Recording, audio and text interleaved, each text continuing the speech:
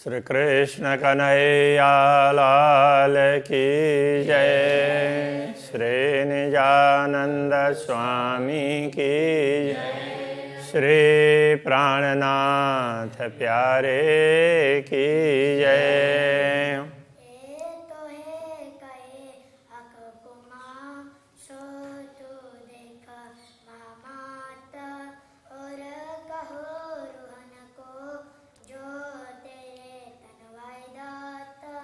जो तेरे तन वाहे दाता।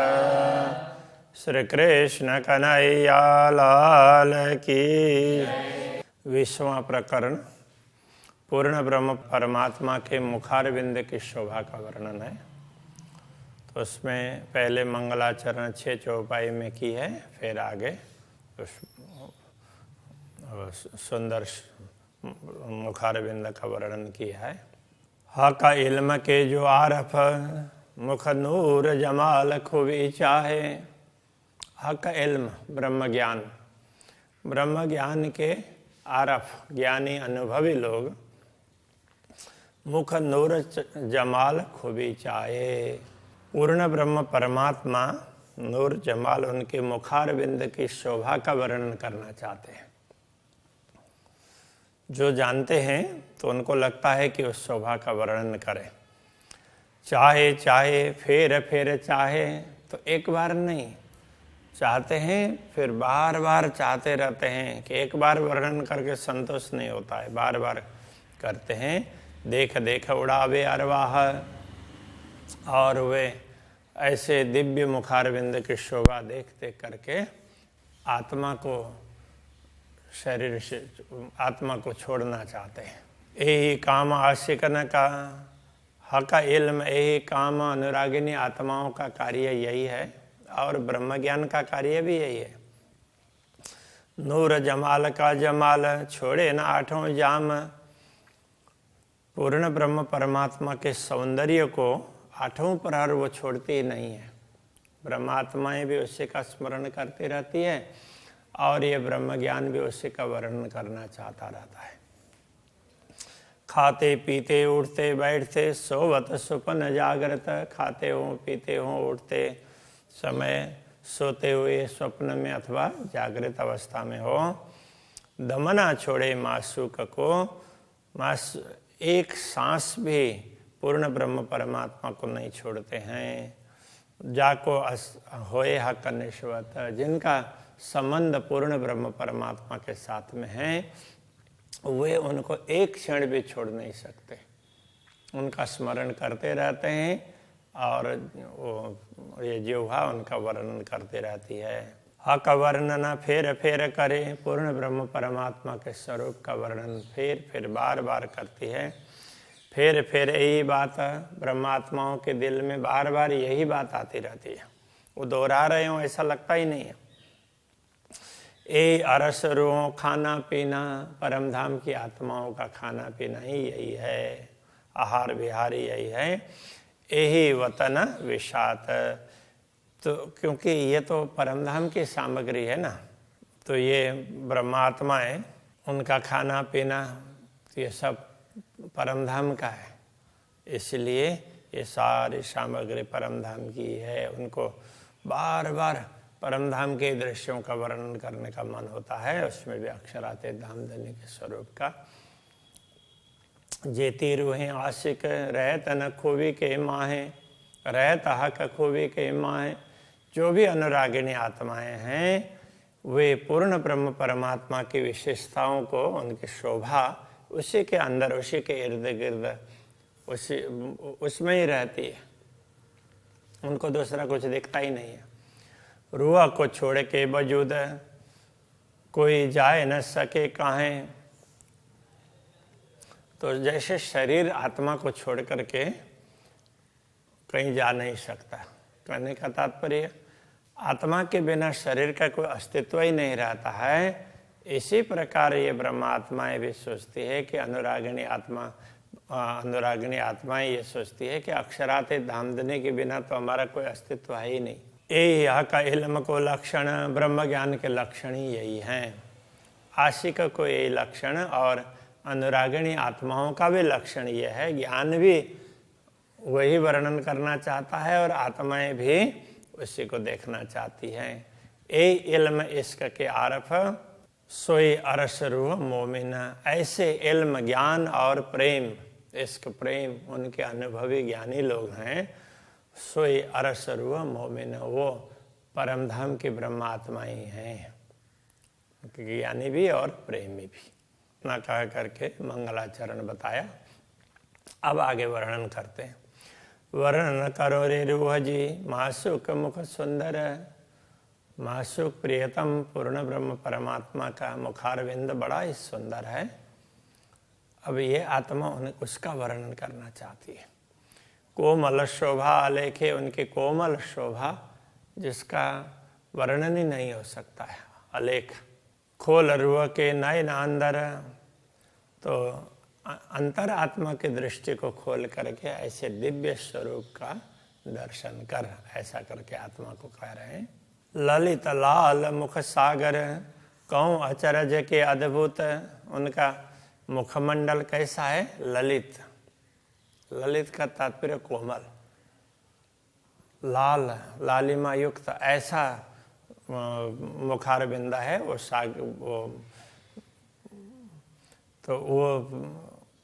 सागर की तरह से है। कहूँ अचरज के अद्भुत, तो उसकी शोभा में आश्चर्य और अद्भुत दृश्य है। उसका क्या बताएं, आश्चर्य की बात करें या उसकी अद्भुतता की बात करें।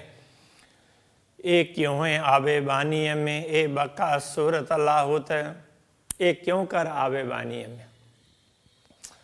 वाणी के द्वारा, वाणी के मतलब शब्दों की सीमा में ये कैसे आ सकता है ऐसा सुंदर स्वरूप। ए बका सूरत लाहुत, ये तो परमधाम का अखंड स्वरूप है, उसका वर्णन शब्दों के द्वारा नहीं हो सकता। मुख गौर झरे कसुम्बा, तो गौर मुखारबिंदा है, उसमें से लालिमा टपकती हो ऐसा लगता है। शोभा क्यों कहूँ बड़ो विस्तार, तो इतनी शोभा है उसका क्या बताएं। एक तरफ बताना चाहते हैं तो दूसरे तरफ की बात छूट जाती है।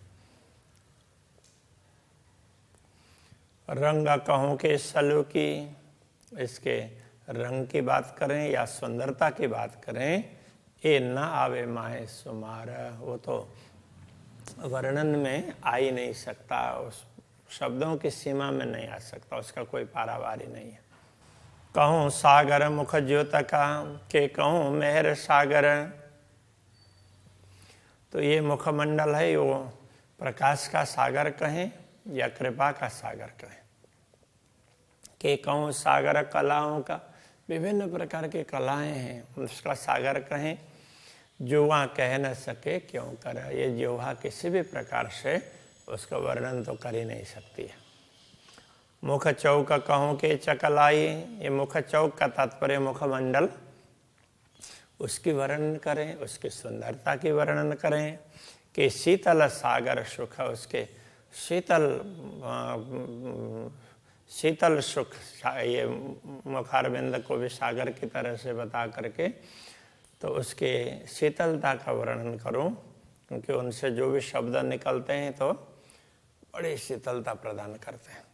कि कहूँ सागर रस का, उसको रस का सागर कहें तो भी वो कम ही पड़ता है। जो नूर जमाल का मुख, पूर्ण ब्रह्म परमात्मा का मुखारविंद ऐसा सुंदर है।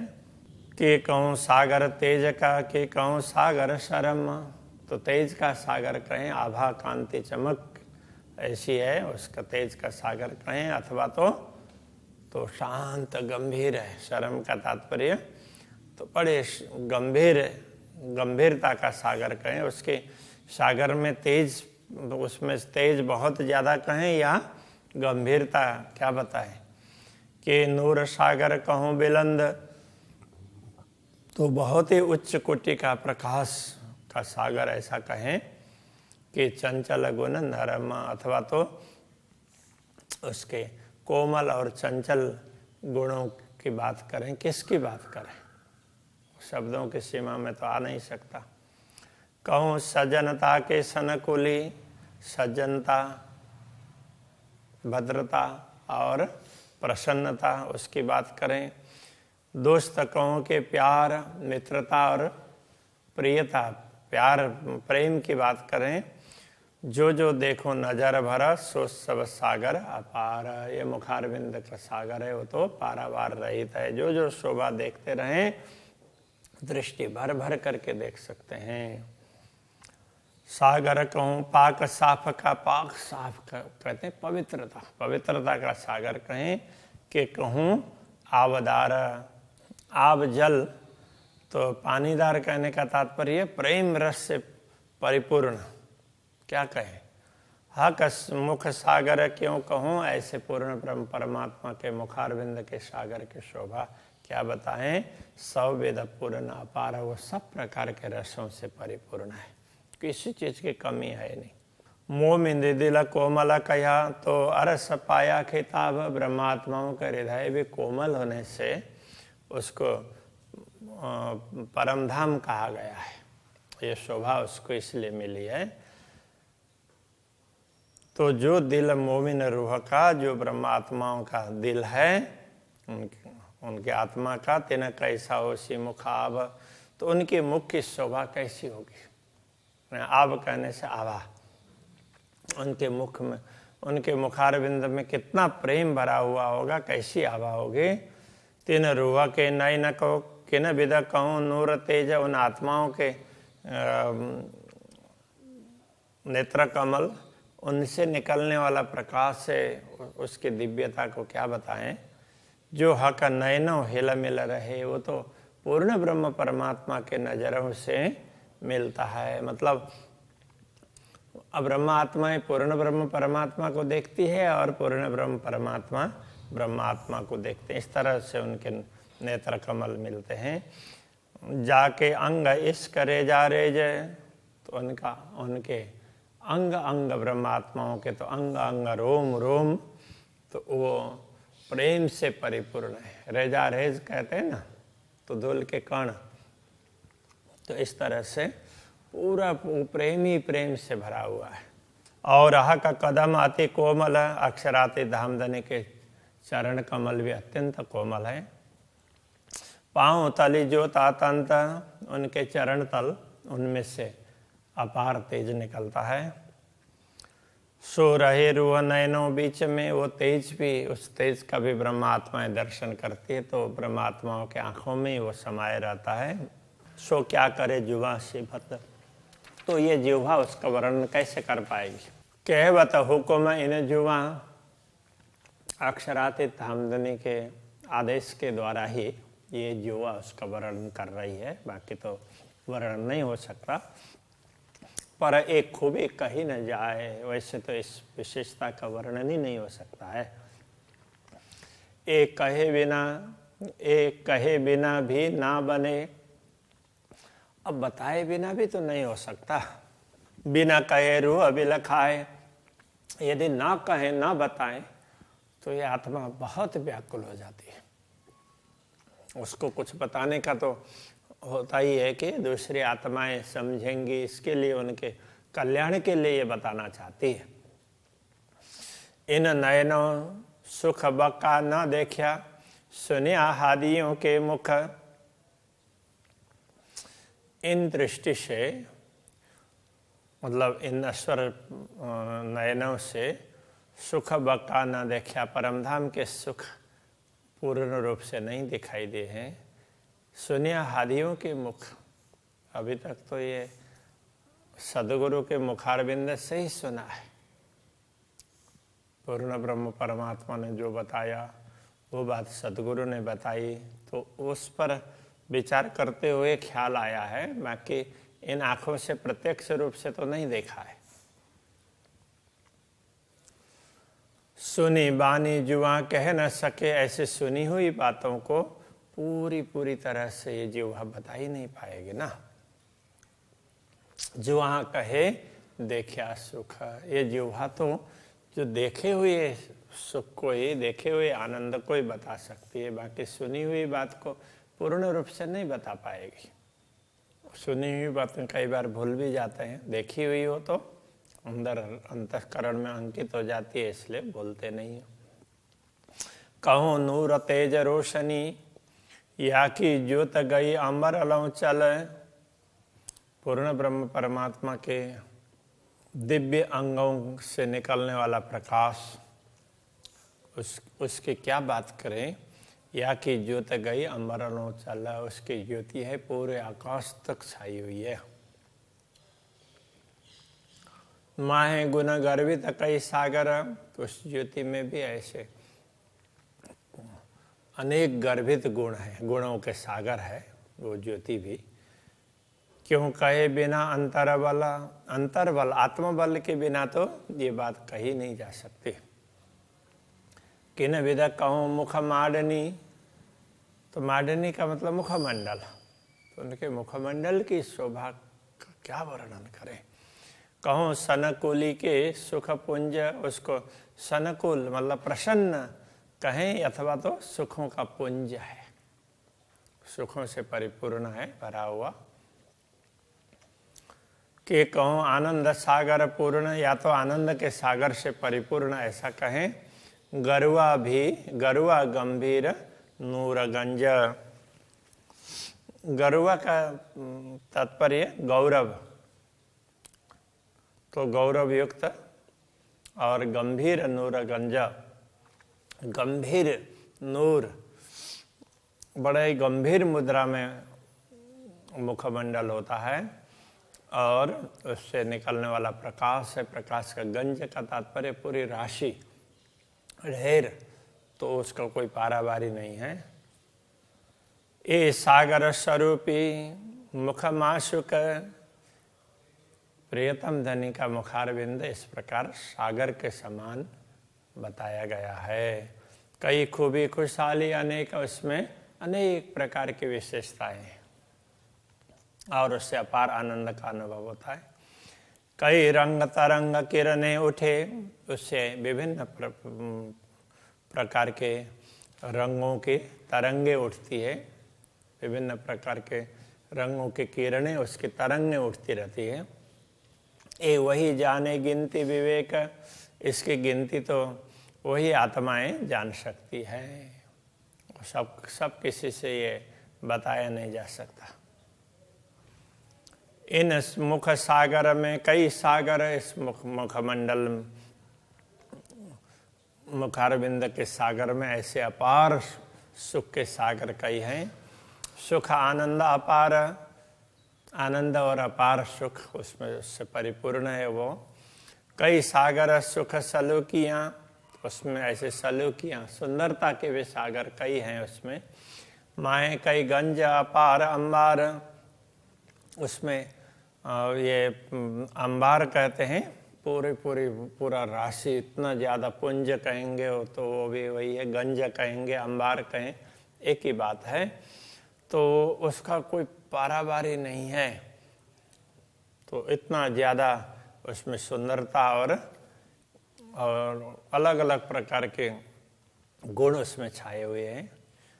कोई मोमिन कैसी एक क्यों कहा, हक मुख शोभा सागर, कोई ब्रह्मात्मा के मन में ये आए कि अक्षराते धामधनी के मुखमंडल को सागर की उपमा क्यों दी गई है, तो उसके लिए कहते हैं सूक्ष्म स्वरूप अति सुंदर अति कोमल ललित किशोर सुंदर। तो उनका स्वरूप कैसा है, अत्यंत सूक्ष्म अति कोमल, ललित, ललित का तात्पर्य वो भी, उसमें भी कोमलता ही कह सकते हैं। किशोर सुंदर, किशोर और सुंदर स्वरूप है, उसका कोई पारावारी नहीं, इसलिए उसको सागर की उपमा दी है। जो अरवा होए अरस की, जो परमधाम की आत्मा होती है, सो लीजे दिल धारा, वही इसको हृदय में धारण कर सकती है इस बात को, इस शोभा को। सूक्ष्म सूरत शोभा बड़ी, तो उनका सूक्ष्म उनके सूरत, उनके उसमें सूक्ष्म शोभा, उनके स्वरूप में बहुत ज़्यादा शोभा है। सो सुनियो पढ़ो उत्तर। तो बस यही उत्तर है। और इसका अपार शोभा है, इसलिए उसको सागर कह दिया। पढ़ो उत्तर का मतलब प्रश्न का उत्तर यही है। कया निमुना एक भांत का, ये तो एक प्रकार का उदाहरण ही दिया है। अंग खूबी इसका सागर, उनका अंग है, स्वरूप है। उसकी विशेषता ये है कि ये तो प्रेम का भी सागर ही है। खुशबुएं नरम चकलाइयाँ, उसमें सुगंधी, कोमलता और सुंदरता। तो सब सागर कहे यूं कर, इस प्रकार उन सबको सागर कह दिया। उसका कोई पारावार नहीं है, इसलिए सागर है। अभी यहीं रखते हैं। तो श्री कृष्ण कन्हैया लाल की जय। सब सागर कहे यूं कर, सब सागर कहे यूं कर। कहा निमुना एक भांत का, कया निमुना एक भांत का। अंग खूबी इसका सागर, अंग खूबी इसका सागर। खुशबोए नरम चकलाइयाँ, खुशबोए नरम चकलाइयाँ। सब सागर कहे यूं कर, सब सागर कहे यूं कर। सब सागर कहे यूं कर, सब सागर कहे यूं कर।